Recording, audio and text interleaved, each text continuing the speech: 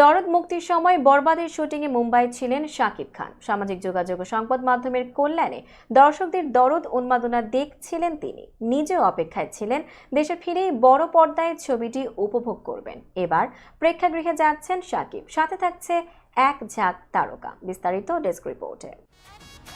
কি নাম তোমার? দুলু মিয়া। দরদ দেখেছো?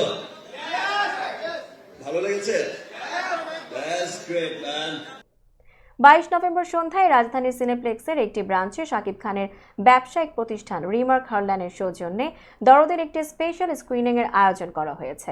এই কারণে সিনেপ্লেক্সের 3 হলের সব টিকিট আগেই কিনে ফেলা হয়েছে। খোঁজ নিয়ে জানা যায়, শাকিব খান ছাড়াও বাংলাদেশের শোবিজ অঙ্গনের অনেকেই এই স্পেশাল স্ক্রিনিং এ উপস্থিত থাকবেন। ছবিটি উপভোগ করে এই সুপারস্টার তার অনুভূতি ও সিনেমা কর্ম পরিকল্পনা জানাবেন। শাকিবের সঙ্গে তার ব্যবসায়িক প্রতিষ্ঠানের পরিবারের সদস্যরাও সেদিন তার সঙ্গে বসে দরদ উপভোগ করবেন।